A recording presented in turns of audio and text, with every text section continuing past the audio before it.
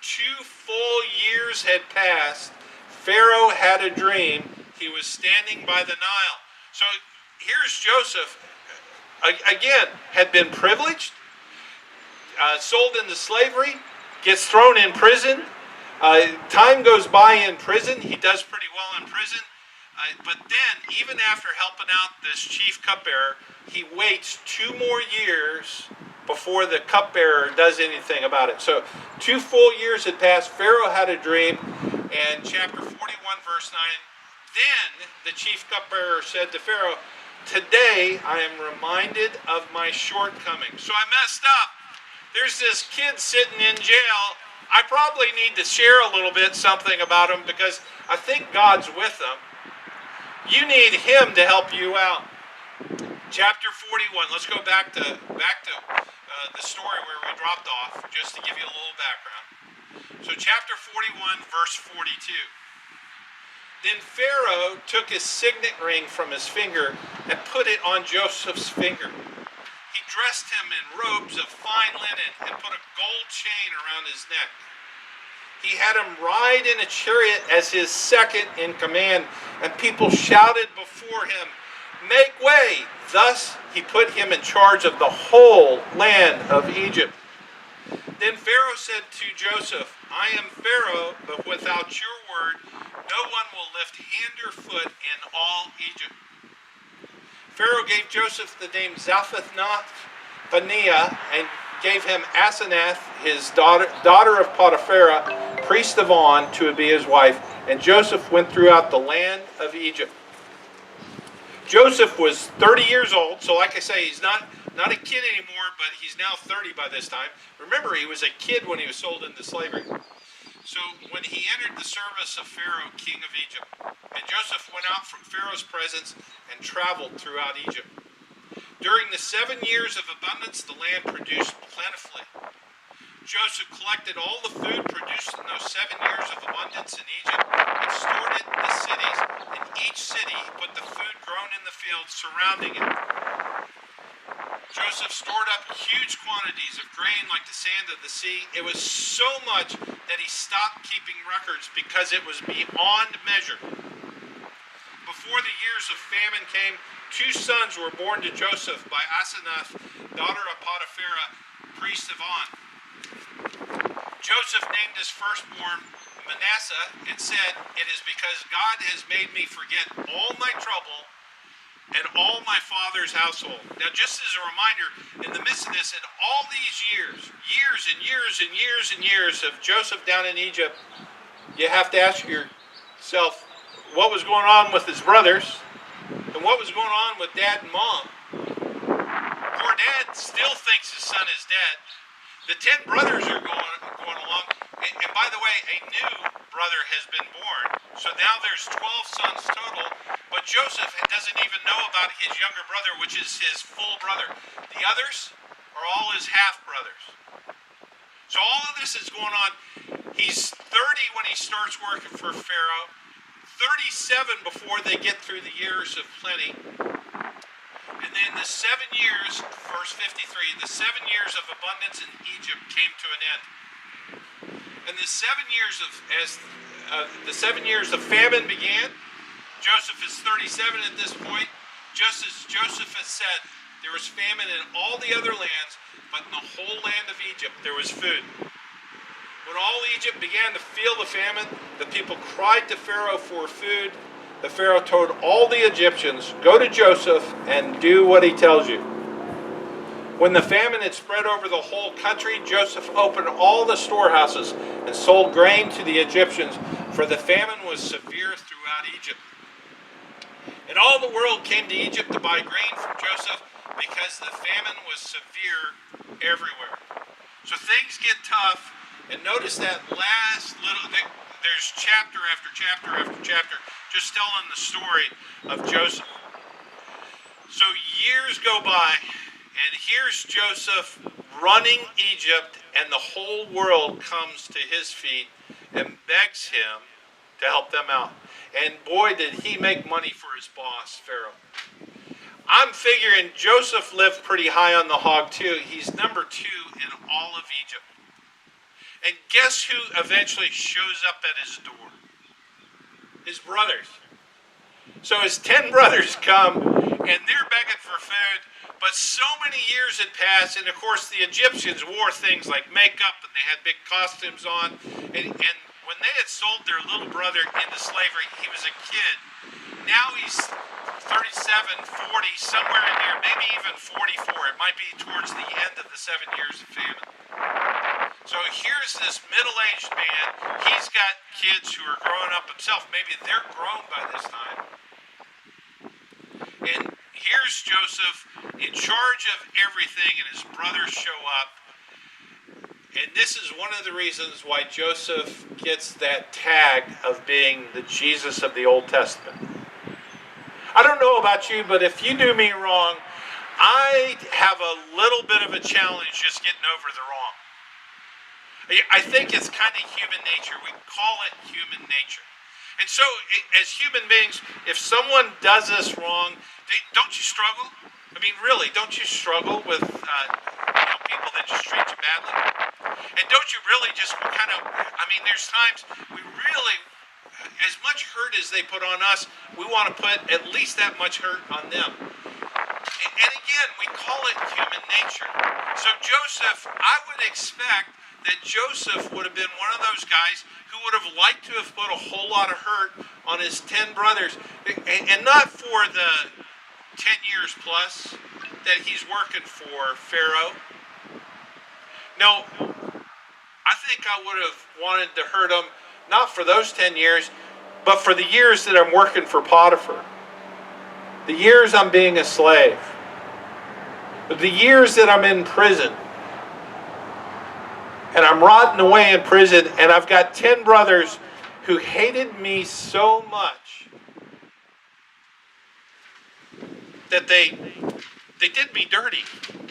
And they don't even care. No one has come looking for me in all these years. I think that's what most of us would think. Well, Joseph does play with them a little bit. He tricks them. And if you remember the story from your days growing up in Bible school, or if you've read it before many times, you know how the rest of the story goes. He does play with them, but eventually he reveals himself to his brothers, and he gets them to go get his dad and bring him back. But they're scared to death when they find out it's Joseph. And he says something interesting. This is why he gets the title of being the Jesus of the Old Testament. He says, you guys don't understand why all of this is happening. And I would tell you right now, same thing is true for us in America as we're dealing with things like coronavirus. Our problem is when we complain and we moan and we just gripe about what's going on, the problem is we're not factoring in what God's doing behind the curtain that we don't even know about. So we don't know where this is going to go. I know that I've seen a lot of good things happen for the church and for the cause of Jesus Christ because of it. And so I've got maybe a little bit of Joseph going for me, because Joseph told his brothers, he says, you guys don't understand. God used this so that I could save everybody. This is a good thing. God was at work. This is a big paraphrase, but basically he's telling his brothers, by the way, all that famine, the fact that you guys lost everything, the fact that you've crossed multiple countries and you've come down to Egypt and you're begging for food, all of that's good because I want you to come here and live with me. God's got a deliverance for you. He's got a plan for you, and what you thought was evil, God intended for good. Isn't that great? Beep your horns if you think that's great. Just as a reminder, I just want to point out to you, the same thing happened with Jesus. We just finished Easter. Don't get it wrong. Those folks that killed Jesus, it was a murder plot. Human beings planned on murder. They lied, they cheated, they did everything wrong, and ultimately they wanted to kill a man so that they could stay in the positions that they had. That was their plan. But God, who's bigger, smarter, been around a whole lot longer than any of us. He's better than any of us. Turned all of that around, and he used it for salvation for us. So maybe in the midst of taking and looking at our half-empty cups, one of the things that we need to remember is they're half full because God has given us that much, and that's what we need to be thankful for. Now, I told you I'm going to tell you two stories.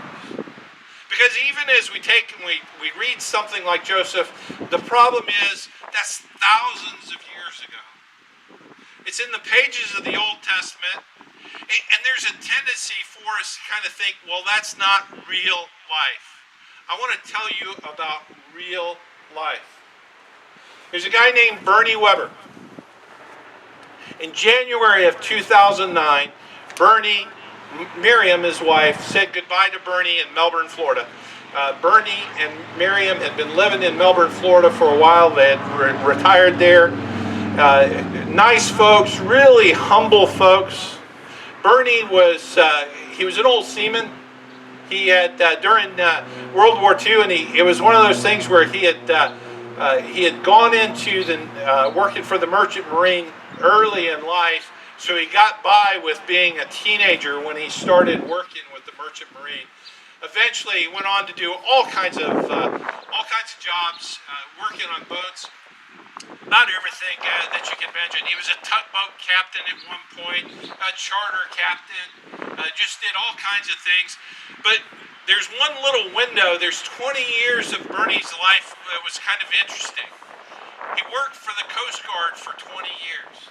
And Bernie Weber never bragged, never told anybody about a story of him in February of 1952.